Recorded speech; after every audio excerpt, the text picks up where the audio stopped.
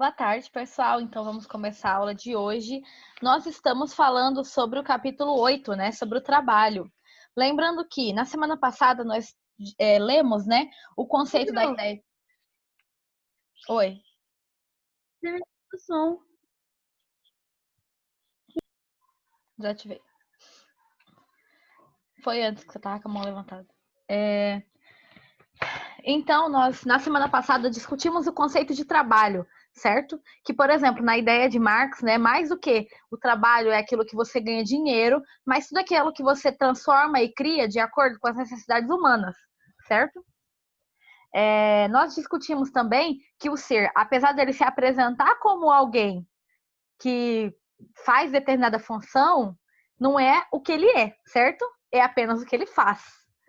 Ele pode até estar, e ainda não faz o tempo todo. Por exemplo, digamos que você é guarda de trânsito, sei lá. Você é guarda de trânsito 24 horas ao dia? Não. No caso do estudante, a gente até pode questionar que talvez sim, porque nós estamos constantemente aprendendo. Pode não ser tudo formal o tempo todo, mas informalmente a gente também aprende. Hoje, por exemplo, minha galinha me ensinou um negócio. Eu não estava aprendendo de jeito formal, entendeu? Às vezes a gente aprende. Ai, eu amo minha galinha, gente. Ela é tão boazinha lá abaixo pra gente fazer carinho. Acho que eu não vou comer mais carne, não. Fiquei com dó. Então, aí nós temos a questão que constantemente nós estamos aprendendo, certo?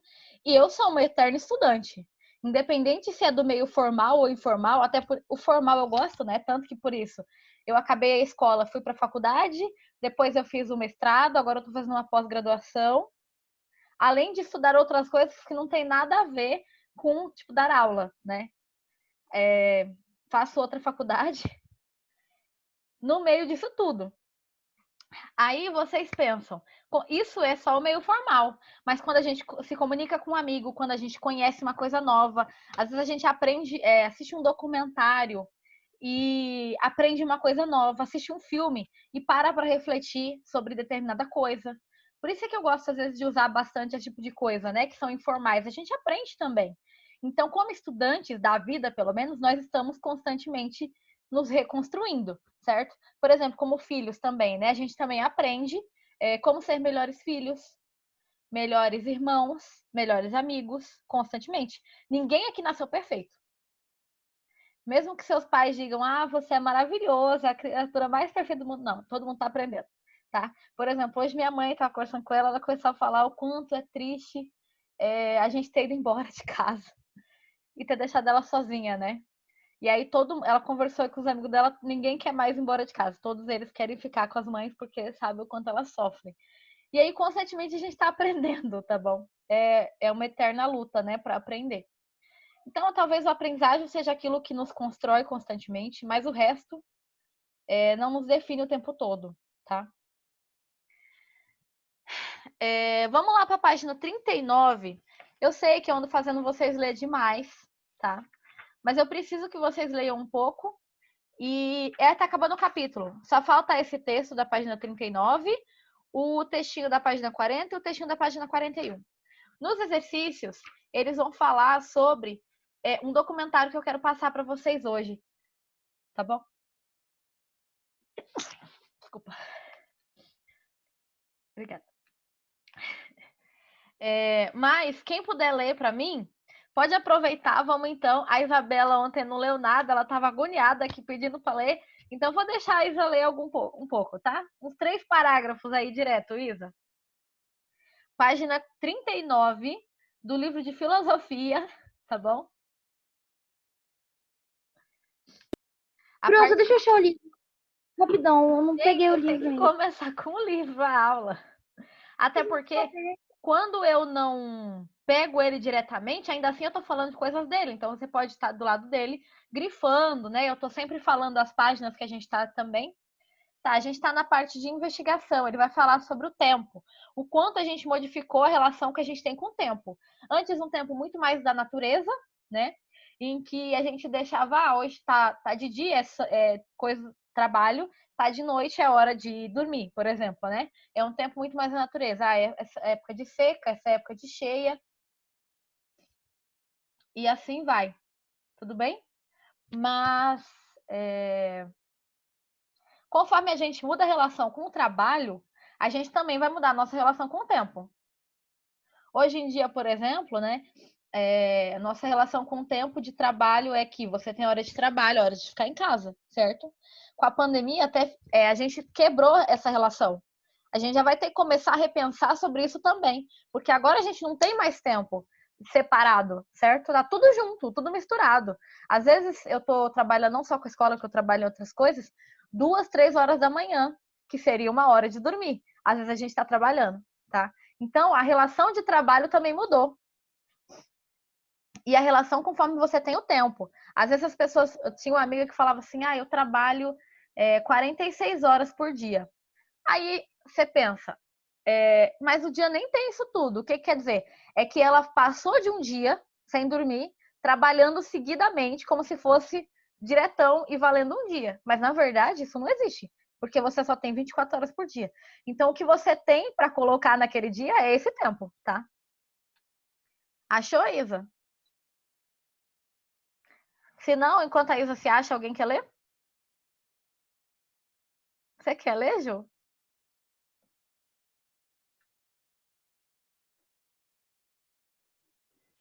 Oi. O mundo moderno foi marcado por intensas transformações sociopolíticas e econômicas. Os espaços urbanos foram convertidos em grandes centros industriais e tiveram sua fisionomia modificada pelos constantes fluxos migratórios. Em uma perspectiva cada vez mais acelerada, homens e mulheres abandonaram a vida no campo e partiram para as cidades a fim de se engajarem no mundo do trabalho fabril. Com o deslocamento, abdicaram de um estilo de vida marcado pelo tempo da natureza e passaram a ser orientados, assim, pelo tempo do relógio. Mais um? Não, obrigada. Bianca, a gente está na página 39. A Ju leu o primeiro parágrafo. Mas aqui ele vai questionar sobre, então, essa diferença, né, que a gente vai ter realmente com a relação do trabalho ou da relação do tempo, né, como a gente se relacionava. No campo, a vida é muito mais simples, então, você não tem, tipo, agora são exatamente, sei lá, eu mando o link para vocês. Você quer falar, Ju? Tá bom, deixa eu desligar seu áudio. Por exemplo, eu mando o link para vocês, se a gente começa 2 horas a aula, 5 minutos antes. Se eu mando 4 minutos antes, já atrapalha toda a sequência de tempo que eu tenho para poder dar aula para vocês. Entende como a gente ficou tudo bem cronometradinho depois que a gente veio para a cidade? As relações, né, conforme a gente foi se relacionando, mudou também, certo? Vai, Bianca. Bianca, lê o próximo parágrafo. Na sociedade industrial, o tempo do relógio foi apropriado como instrumento balizador do modo de produção capitalista. Ao mesmo instante, o sistema de produção passou a influenciar os comportamentos e a nortear a conduta ideal para o trabalhador. Uma verdadeira pregação moral do tempo útil. Nesse sentido, passou a definir o trabalho como algo edificante, libertador. Auguste Comte, importante filósofo do século XIX, dizia que o trabalho positivo, isto é, nossa ação real e útil sobre o mundo exterior, constitui necessariamente a fonte inicial de toda a riqueza material. Peraí, deixa eu colocar seu colega Augusto Kant. Pessoal, então o que ele está falando? Essa relação, né, do mundo capitalista fez com que nós até tivéssemos uma relação muito mais acelerada com o tempo. Aqui em Campo Grande a gente ainda não sente muito isso, tá? Por exemplo, em São Paulo, né, que é conhecida como uma das cidades do mundo que nunca dorme, você tem que constantemente estar produzindo.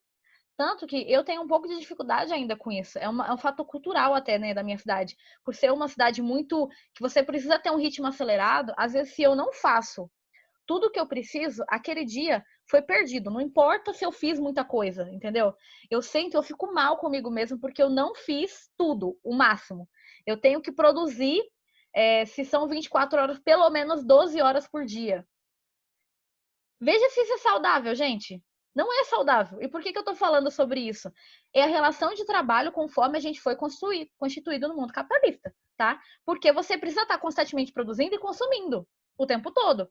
Se você não estiver fazendo isso, você não está produtivo. Essa vida de tempo ocioso, né, que é um conceito grego, na verdade, de refletir e parar para pensar, não pode existir no mundo contemporâneo. E eu não estou falando que eu não concordo que deva ter. Eu acho que deve ter, mas é que a sociedade nos indica a não ter isso. E cada vez mais a vida vai ser mais corrida. Por exemplo, às vezes, qual é o tempo ocioso que as pessoas têm em São Paulo, né? Que é o exemplo que eu estou dando. O tempo do trânsito. Porque você demora 2 horas para chegar no seu trabalho, o que você fica fazendo? Agora você não pode ficar dormindo como era antes, que pelo menos você dormia no ônibus do seu trabalho até a sua casa. Agora nem isso. Você tem um celular que tem que estar produzindo alguma coisa o tempo todo. Antigamente era às vezes música para você pensar. Hoje em dia, a última vez que eu fui para São Paulo, eu fiquei passeando, né? Fui na casa de uns amigos que não eram tão perto da minha casa e todo mundo no ônibus com o celular assistindo alguma coisa. Porque você não pode ter tempo livre, entendeu? Parado, realmente. Porque se você pensar, mesmo que o tempo que você está assistindo alguma coisa não seja um tempo que você está produzindo algo muito bem definido, você não está tendo tempo nem para você parar para ouvir seus pensamentos. Você já está assistindo alguma coisa. De novo, pelo menos a sua série está em dia, entendeu? Está produzindo de alguma forma. O cérebro vai entender que você está produzindo alguma coisa. Então, gente, isso não é saudável. É o que você falou aqui no chat agora. Isso não é saudável, tá? Você precisa ter tempo para parar, para descansar, para refletir, para ter tempo para você, para meditar também. Não estou falando só de meditação de yoga ou alguma coisa assim, mas meditar nos seus pensamentos, as coisas que você faz. Como que a gente vai ser melhor se a gente não tem tempo para parar para pensar? Às vezes eu fico até mal, eu vejo pessoas que, de novo, né? Visão minha, tá? E eu tô falando essa visão como algo errado. Não tá certo, não é saudável. Tipo, eu tenho alguns conhecidos que passam dias sem produzir nada, sem fazer nada. Só descansando, refletindo. E não é vendo série, não é ouvindo música, é fazendo nada. É ficando em casa, deitado na cama, pensando. Eu fico, gente, como é que a pessoa consegue? Se eu ficar um dia, eu vou ficar doida, entendeu? De novo, gente, ele tá muito mais saudável do que eu. Porque eu preciso produzir. E, de novo, isso não é saudável, tá?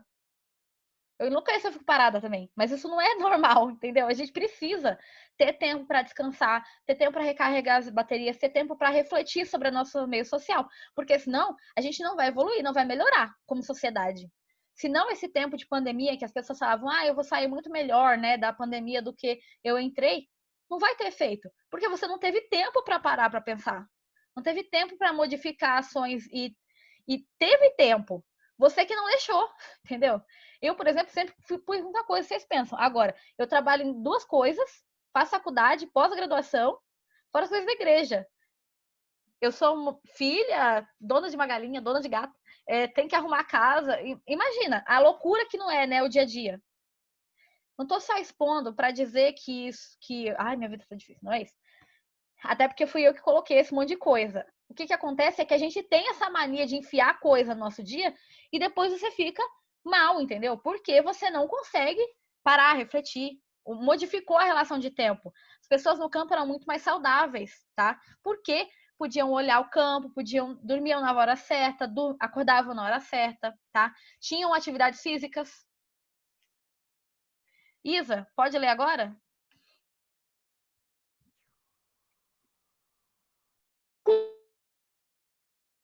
Alô? Oi? Oi? Não dá para ouvir. Alguém quer ler? Aqui, dá pra ouvir agora? Agora dá. Uhum. Tá, qual página mesmo? Página 39, a partir do estas e tantas. Vai ler nos 3 parágrafos. Tá. Peraí, já entrei. Começa.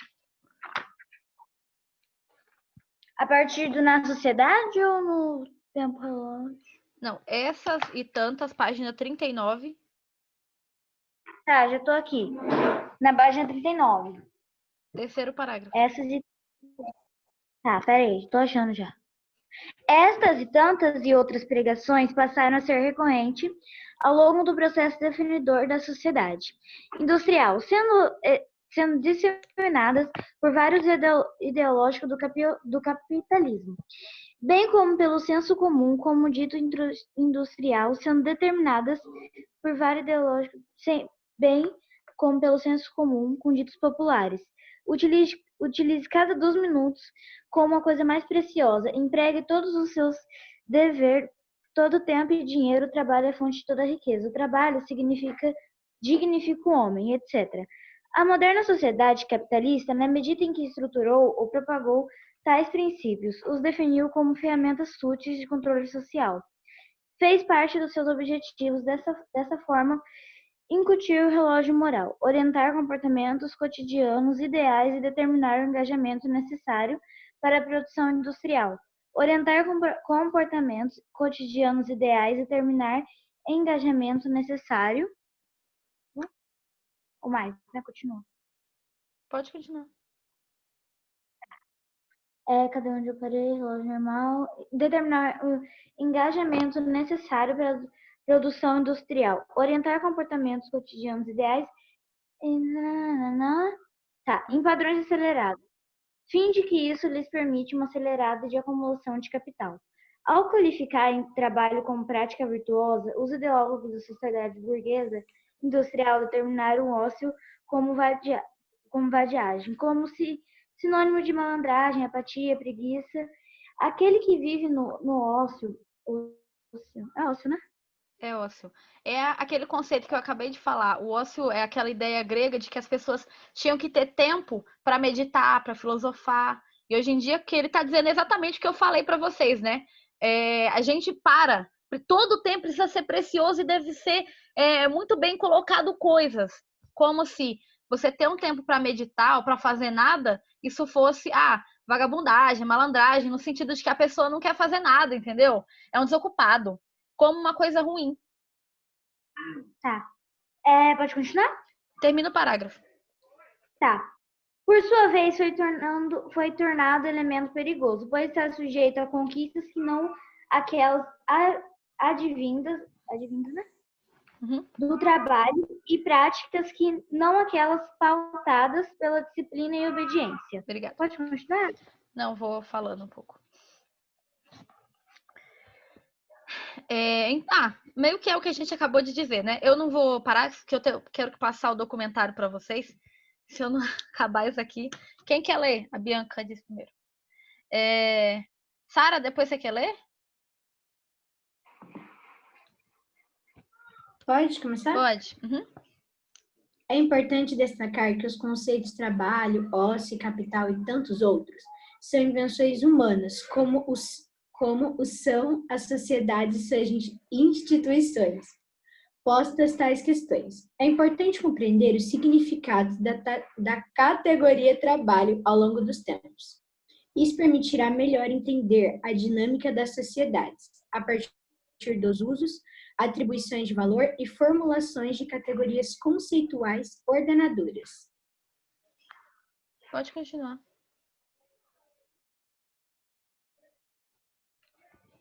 Ou não, que ela desligou. Sara, lê o próximo.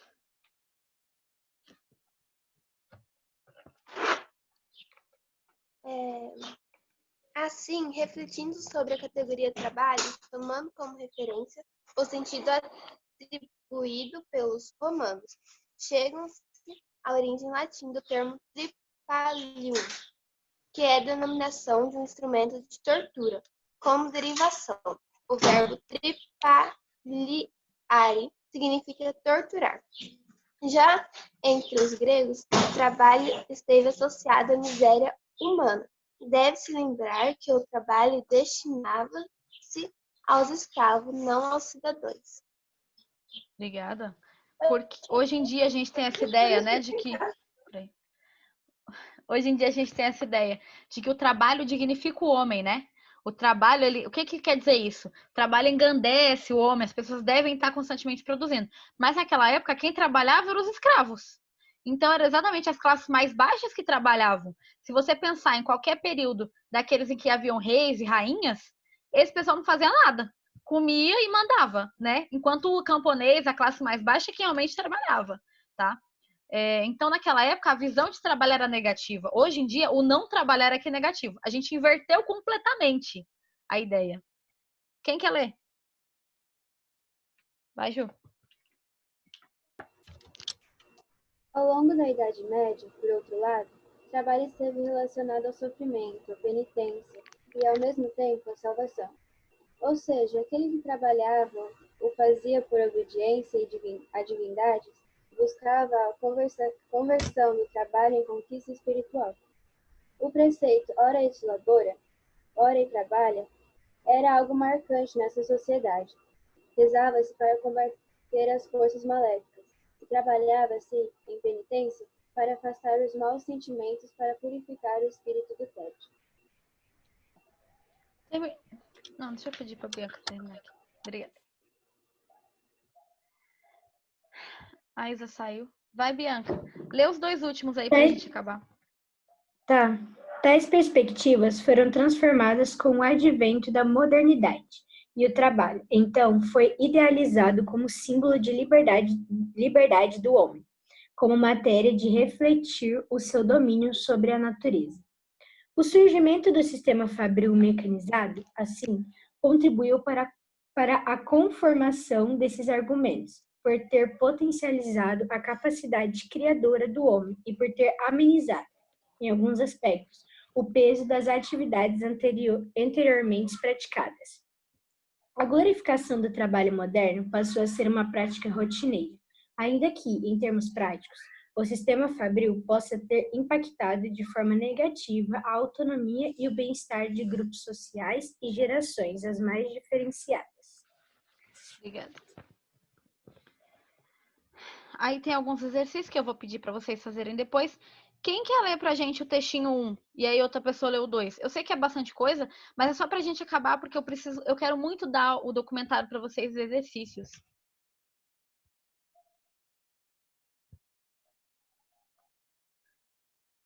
Ninguém quer ler? O texto 1, página 40. O trabalho infanto-juvenil.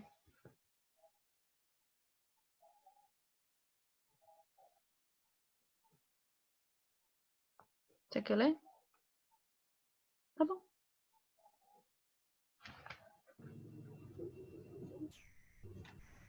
O trabalho infanto-juvenil. A Organização Internacional do Trabalho, OIT, estima que existam no mundo cerca de 250 milhões de crianças trabalhadoras, com idade entre 5 e 14 anos, das quais cerca de 120 milhões trabalham em período integral, jornada inteira de trabalho, o que significa ao menos 8 horas diárias de trabalho. Do total, 80 milhões trabalham em atividade de grande risco.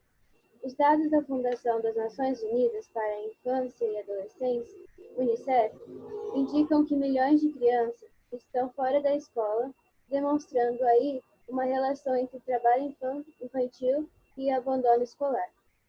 As estatísticas no Brasil, segundo os dados do Instituto Brasileiro de Geografia e Estatística, IBGE, 1990, indicam que 7,5 milhões de crianças e adolescentes de 10 a 17 anos estão trabalhando, sendo que representam cerca de 11,6% da população economicamente ativa.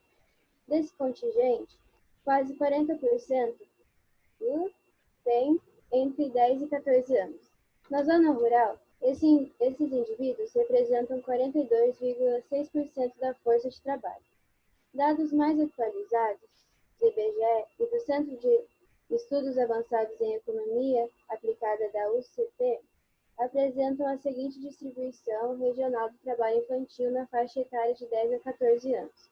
Nordeste, 16%, Sul, 14,6%, Centro-Oeste, 10,7%, Norte, 9%, Sudeste, 6,5%. Quais os fatores que levam à incorporação do trabalho infanto-juvenil ao mercado de trabalho?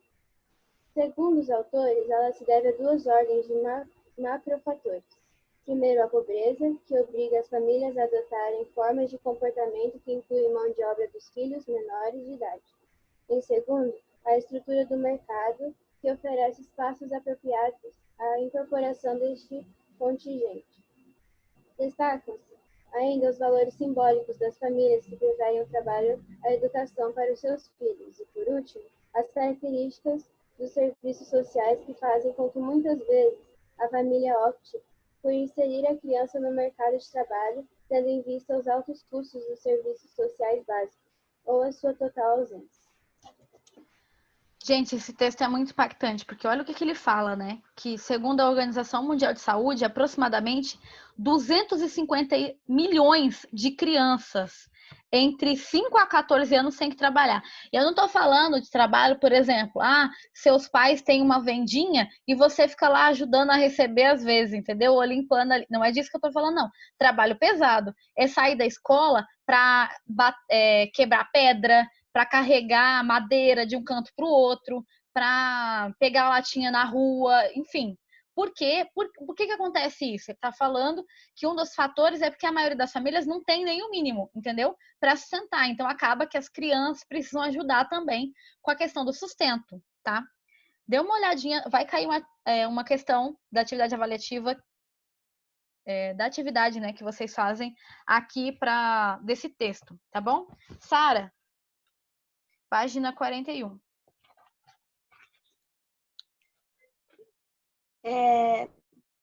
O ECA, o estudo da criança, do adolescente e o trabalho infanto-juvenil. O ECA, Estatuto da Criança e do Adolescente, tratou do trabalho no capítulo 7, artigos 60 e 69, do direito à profissionalização e à proteção no trabalho, incorporando as proibições da Carta Magna. Proíbe o trabalho antes dos 14 anos, salvo na condição de aprendiz. A aprendizagem profissional deve estar vinculada às diretrizes e à base da Educação Nacional, LDB. Garante bolsa aprendizagem aos adolescentes até 14 anos e direitos trabalhistas e previdenciários ao adolescente aprendiz maior de 14 anos.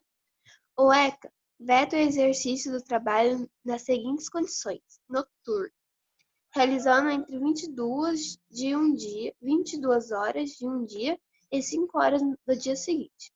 Perigoso, insalubre ou penoso. Realizando em locais prejudiciais à sua formação e ao seu desenvolvimento físico, moral e social, bem como no trabalho realizado em horários e locais que não permitam a frequência da escola. O ECA, ao defender a integridade de crianças e adolescentes, deixa claro que há um conjunto de circunstâncias especialmente difíceis a que parte desta população está sujeita. Uma delas é o trabalho infantil, proibido por lei, que acaba discriminando, violentando e oprimindo do direito da educação, saúde, lazer, profissionalização, entre outros. O Estatuto da Criança indica programas comunitários e governamentais de apoio à família que necessitem da força do trabalho e de auxílios para a sobrevivência, podendo ser acionado para a recuperação de seu verdadeiro papel, provedores da criança e do adolescente. Obrigada. Eu não sei falar essa coisa. Tudo bem. É artigo 129, etc. Gente, até a existência do ECA, as crianças não eram consideradas cidadãos, tá bom? É a partir do ECA que vai ter que definir uma lei em que as crianças têm direitos e que, por exemplo, o direito da educação é mais do que um direito, é um dever do Estado e da família da educação. Então, se, por exemplo, seus pais decidem que você vai sair da escola, não tá na lei que eles têm que te mandar para uma escola, mesmo que seja uma pública ou particular, mas você tem que estar estudando em uma instituição de ensino, tá bom? E se você trabalha, você não consegue fazer isso, não consegue, é difícil fazer os dois, né? Para adulto é difícil, imagina para criança. Outra coisa que é importante falar no ECA, ele diz que vocês têm direito a brincar, a se divertir e priorizar isso antes do trabalho, somente até os 15 anos, tá bom? Que faz parte disso para ter um completo desenvolvimento do ser, tá bom? Curtir realmente, aproveitar realmente essa fase que vocês vivem até os 15 anos, tudo bem? Esse daqui é um curta que tá na página 42, tá bom? Para você responder as questões. Eu vou passar nos últimos 5 minutos, são 15, vocês não vão conseguir ver tudo, mas assistam depois no YouTube, tá? Coloquem o nome no chat, quem tá participando, quem participou da aula.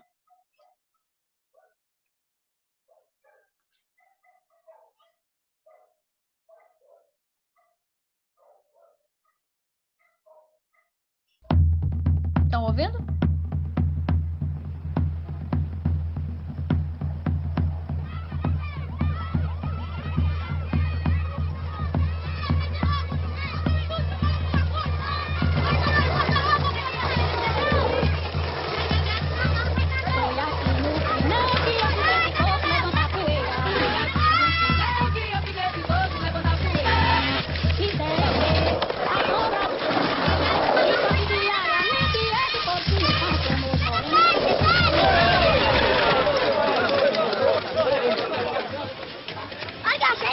Não enche.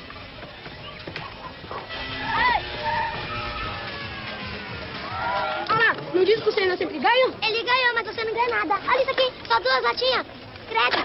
Ganho sim, quer ver? 1, 2, bora.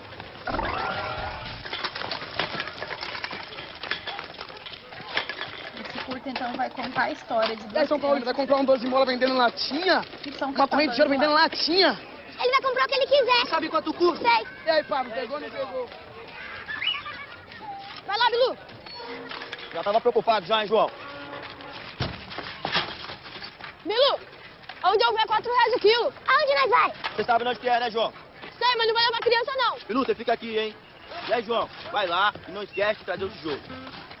Pode deixar que eu vou trazer o montão.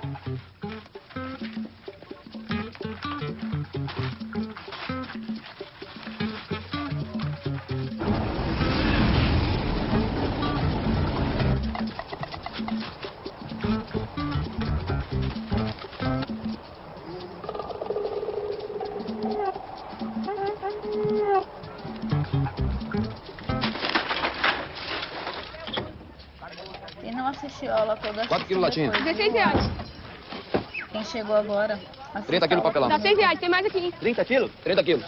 Deixa cobra, garoto. Achei, quanto deu? 30 quilos de cobre. Quanto, Tatu? R$240. 30 quilos de cobre. 262, moleque. 3 quilos latinha. R$12. São Paulo, tem carro pra alugar? Alugar não, só pra emprestar, mas já acabou. E aquelas ali? Tá tudo reservado pra amanhã, tem que chegar mais cedo. Mais cedo? Mais cedo. Próximo. Ei, ô garoto, pega minha carroça ali, R$5. 2 quilos de peixe.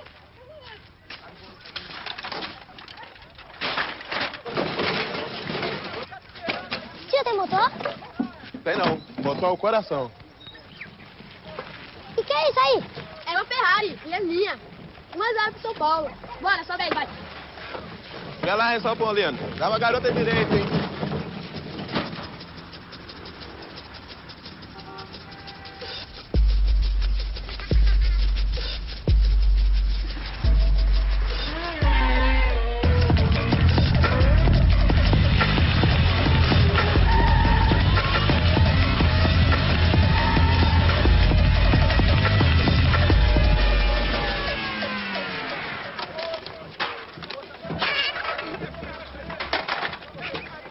Ali, mais ali, ó.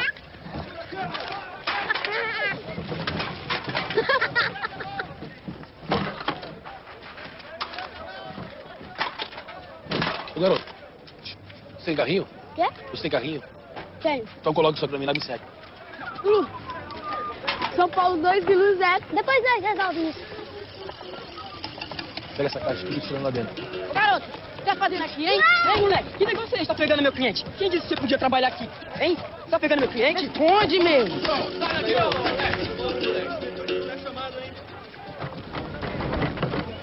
Machucou?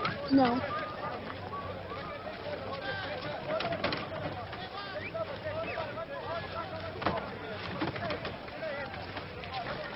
Ô, moleque, onde você estava? Eu tô te esperando lá dentro. E agora? Quem é que vai pagar o prejuízo das frutas? Calma, eu pago. Vai pagar sim, senhor.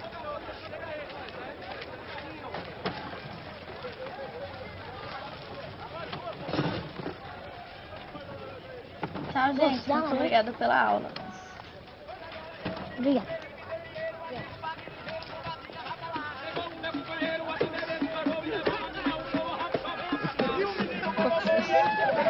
Obrigado,